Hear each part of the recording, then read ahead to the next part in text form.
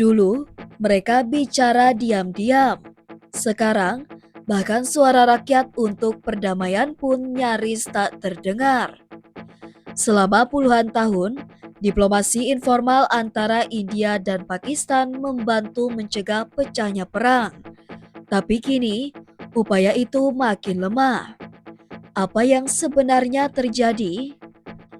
Diplomasi jalur kedua adalah upaya dialog tidak resmi yang difasilitasi oleh LSM, jurnalis, akademisi, dan masyarakat sipil dari India dan Pakistan. Meski tidak punya kuasa formal, mereka sering memberikan masukan penting bagi pemerintah, terutama dalam meredakan konflik dan membangun kepercayaan. Banyak dari dialog ini terjadi di luar negeri, didanai oleh donor dari Eropa atau AS, dan mempertemukan tokoh-tokoh kunci dari kedua belah pihak.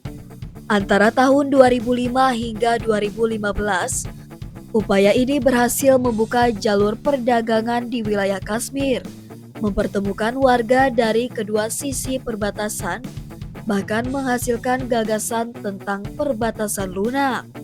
Mantan PM India Manmohan Singh dan Presiden Pakistan saat itu Pervez Musharraf sempat menyepakati ide tersebut, hasil dari masukan dialog sipil. Sushobha Barve dari Center for Dialogue and Reconciliation mengatakan, bahkan Perdana Menteri India sempat mendengarkan langsung laporan dari para fasilitator perdamaian. Namun semua berubah setelah serangan Mumbai tahun 2008 yang menewaskan lebih dari 170 orang dan dilakukan oleh kelompok berbasis di Pakistan. Situasi makin memburuk pada 2019 ketika India mencabut status semi-otonom Jammu dan Kashmir. Hubungan kedua negara memburuk drastis. Akibatnya, banyak dialog jalur kedua dihentikan.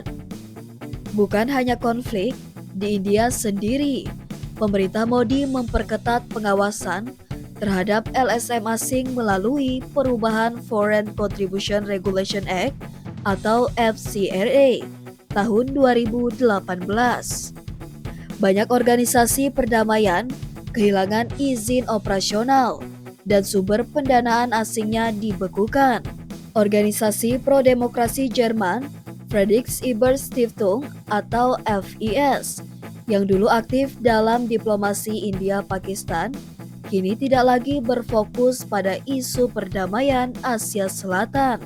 Menurut Rita Mankanda dari PIP-FPD, generasi muda India dan Pakistan tidak lagi dibentuk oleh memori sejarah bersama, melainkan oleh konten viral bernada kebencian. Kesenjangan ini berbahaya, katanya. Namun, ia juga melihat harapan beberapa inisiatif baru yang dipimpin anak muda mulai menghidupkan kembali ketertarikan terhadap warisan bersama kedua negara. Ketika India dan Pakistan hampir berperang pada April 2025, kelompok diplomasi jalur kedua dari kedua negara mengeluarkan pernyataan bersama. Menyulut histeria perang hanya akan membawa kehancuran. Pernyataan ini keluar sebelum serangan balasan India dan sebelum gencatan senjata disepakati. Namun sayangnya, pernyataan mereka hampir tak terdengar di tengah panasnya narasi perang di media utama. Sushobha Barve menyebut, diplomasi jalur kedua kehilangan relevansi ketika pemerintah tak lagi membuka ruang dialog. Namun itu bukan berarti ia tak penting. Dalam situasi buntu seperti sekarang, diplomasi informal bisa menjadi satu-satunya jalan untuk menjaga komunikasi lintas batas tetap hidup. Ketika suara rakyat untuk damai makin sulit terdengar, siapa yang akan berbicara untuk mereka?